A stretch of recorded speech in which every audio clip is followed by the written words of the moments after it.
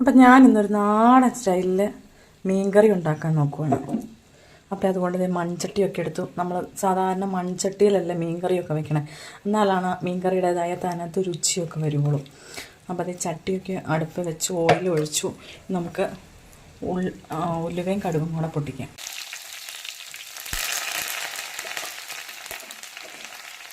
അപ്പം നമ്മുടെ ഉലുവയും കടുകും ഒക്കെ പൊട്ടി വന്നപ്പോഴത്തേക്കും സവോള, വെളുത്തുള്ളി, ഇഞ്ചി, പച്ചമുളക്, കറിവേപ്പില ഇത്രയും ഇട്ടൊന്ന് നന്നായിട്ട് വഴറ്റിയെടുക്കാം.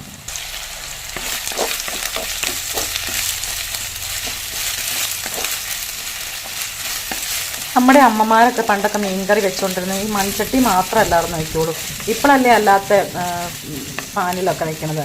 ആ മൺചട്ടിയിൽ മീൻകറി വെക്കണതിൻ്റെ രുചിയൊന്ന് വേറെ തന്നെ അല്ലേ. അപ്പം നമുക്കൊന്ന് പരീക്ഷിച്ച് നോക്കാം. ഇതൊന്ന് നന്നായിട്ട് വഴറ്റിയെടുക്കാം. ഇപ്പം ഇതിൻ്റെ കൂടെ നമ്മുടെ പൊടികളെല്ലാം കൂടി അങ്ങ് ചേർത്ത് കൊടുക്കുകയാണെങ്കിൽ അതും കൂടി അങ്ങ് കിടന്ന് നന്നായിട്ട് വഴന്ന് കിട്ടിക്കോളൂ കേട്ടോ. അപ്പം ഞാനിത് ഫിഷ് മസാല, അല്ല സാധാരണ മുളക് പൊടി, കുറച്ച് മഞ്ഞൾപ്പൊടി, ഇത്രയാണ് ഞാനിതിൽ ആഡ് ചെയ്തേക്കണം കേട്ടോ. അതെല്ലാം കൂടെ ഞാൻ ഒന്ന് മിക്സാക്കി വെക്കുകയാണ് ചെയ്തത്. അപ്പോൾ ഇനി ഇത് ഇത്രയും കിടന്ന് നന്നായിട്ട് പൊടിയുടെയൊക്കെ പച്ചമണം മാറി ആ സവോളയും വെളുത്തുള്ളി ഇഞ്ചി എല്ലാം കൂടി നന്നായിട്ടങ്ങ് വഴന്ന് വരട്ടെ. ഞാൻ ഇതിൽ ഫിഷ് മസാല മാത്രം യൂസ് ചെയ്യാറില്ല കേട്ടോ. ഇത്തിരി മുളക് പൊടിയൊക്കെ ചേർക്കുവാണെങ്കിൽ ഫിഷ് മസാലയുടെ മാത്രം കളറാകുമ്പോൾ ആ മീനിൻ്റെ യഥാർത്ഥ കളർ, മീൻകറിയുടെ യഥാർത്ഥ കളർ അങ്ങ് വരില്ല. അപ്പോൾ അല്പം മുളക് പൊടിയും കൂടെ ചേർത്ത് വെക്കുവാണെങ്കിൽ നമ്മുടെ മീൻകറിക്ക് സാധാരണ നല്ല ചുക മീൻകറി ഇരിക്കണേ, എന്നാലല്ലേ നമുക്ക് കാണുമ്പോൾ തന്നെ ഒരു അട്രാക്ഷൻ ഉണ്ടാവുള്ളൂ. തൊണ്ടയ്ക്ക് ചെറിയൊരു തൊണ്ടവേദനയും കാര്യങ്ങളൊക്കെ ആയതുകൊണ്ട് പറയുമ്പോൾ അല്പം ബുദ്ധിമുട്ടുണ്ട് കേട്ടോ. അതെല്ലാവരും ഒന്ന് ക്ഷമിച്ചേക്കണേ. ഇനി ഇതൊന്ന്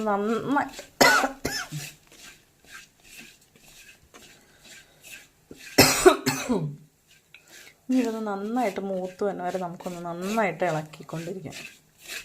ചെയ്യുമ്പോൾ എല്ലാവർക്കും ഞാൻ എൻ്റേതായ കുറച്ച് കാര്യങ്ങളൊക്കെ ഏതെങ്കിലും വീഡിയോ കാണുമ്പോൾ ഞാൻ എൻ്റേതായ കുറച്ച് കാര്യങ്ങളൊക്കെ ഞാൻ അതിൽ ആഡ് ചെയ്യും.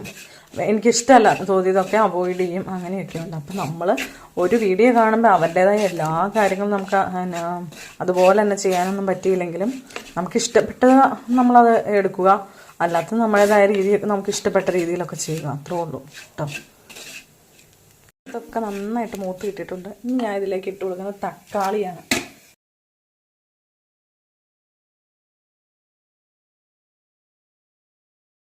തക്കാളിയുടെ പകുതി ഇട്ട് കൊടുത്തിട്ടുണ്ട്. ഇനി നന്നായിട്ട് ഇതൊന്ന് ഇളക്കിയെടുത്ത് ഇതും കൂടി ഒന്ന് ഉടഞ്ഞു വന്ന വരെ ഇതൊന്ന് നന്നായിട്ട് മൂപ്പിച്ചെടുക്കണം കേട്ടോ.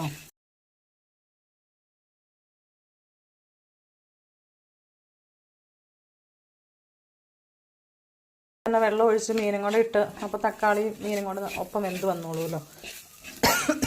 നമ്മുടെ പൊടികളുടെ കൂടെ കിടന്ന തക്കാളി നന്നായിട്ട് ഉടഞ്ഞ് പാകമായിട്ട് വന്നിട്ടുണ്ട്. ഞാൻ ഇനി നല്ല തിളച്ച വെള്ളം ഇതിലേക്ക് ഒഴിച്ചു കൊടുക്കുവാണ്.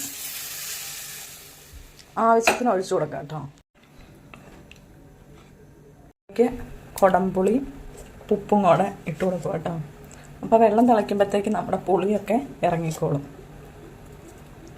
അപ്പം നമ്മുടെ കറിയൊക്കെ നന്നായിട്ട് തിളയ്ക്കും കേട്ടോ. ഇനി നമുക്കിതിലേക്ക് മീൻ കഷ്ണങ്ങളോടെ ഇട്ട് കൊടുക്കാം. അപ്പോൾ ഒരു കാര്യം ഞാൻ പറയാൻ വിട്ടുപോയില്ലേ, ഞാൻ എടുത്തു വെച്ചിരിക്കുന്ന ഓലക്കൊടിയ മീൻ കഷ്ണങ്ങളാട്ടോ. ഇനി നമുക്ക് ഇതിലേക്ക് ഇട്ട് കൊടുക്കാം. തൊണ്ട ഒട്ടും സമ്മതിക്കണില്ല, മുളകിൻ്റെ കുത്തലും കൂടെ ചെന്നപ്പോഴത്തേക്ക് നല്ല ചുമയായി. അപ്പോൾ ഞാൻ ഇട്ട് കൊടുക്കും ഇതിലേക്ക്. മീനിൻ്റെ പുളിയൊക്കെ നന്നായിട്ട് ഇറങ്ങിയിട്ടുണ്ട്. അപ്പോൾ പുളിയൊക്കെ നന്നായിട്ട് ഇറങ്ങിയതുകൊണ്ട് ഈ മീൻ ഇട്ട് കൊടുക്കുമ്പോഴത്തേക്കും പെട്ടെന്ന് അങ്ങ് പിടിച്ചോളൂ കേട്ടോ.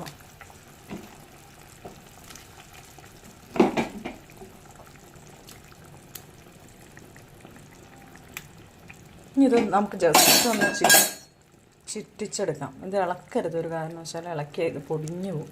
കഷ്ണങ്ങളൊക്കെ ഇട്ട് കൊടുത്തു ഞാൻ, എന്നിട്ടൊന്ന് ജസ്റ്റ് ഒന്ന് ചുറ്റിച്ചു. ഇനി ഇത് ഓപ്പണായിട്ടിരുന്ന് നന്നായിട്ട് വെന്ത് വരട്ടെ കേട്ടോ. ഓപ്പണായിട്ടിരിക്കുമ്പോൾ വിഷത്തിൻ്റെ അംശമൊക്കെ ഉണ്ടെങ്കിൽ പൊക്കോളൂ എന്നാണ് പറയണേ. അങ്ങനെ പറയണ കേട്ടുള്ള അറിവുള്ളൂ, അതുകൊണ്ട് ഞാനും അങ്ങനെ ചെയ്യാറുണ്ട്, മൂടി വെക്കാറില്ല.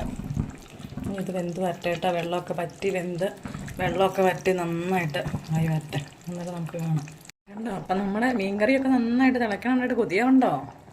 അപ്പം ഈ രീതിയിൽ ഒന്ന് പരീക്ഷിച്ച് നോക്കട്ടോ. ഇതായില്ല, വേവാനുണ്ട്. ഇത്രയോടെ വെള്ളമൊക്കെ വറ്റി വരണം.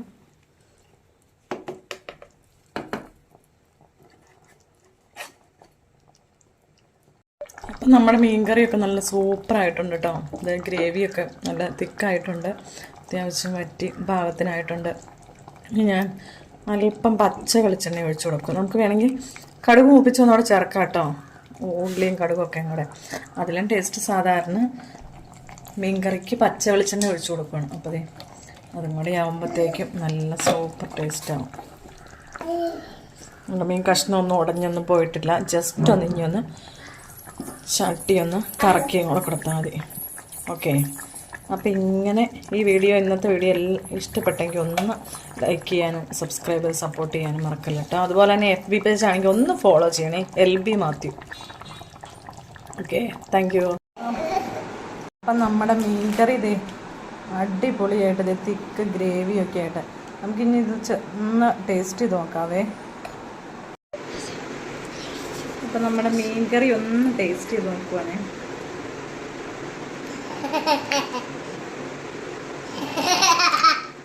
ഉപ്പും പുളിയൊക്കെ നന്നായിട്ട് പിടിച്ച് നല്ല ടേസ്റ്റാട്ടോ. അടിപൊളി മീൻകറിയാണ്.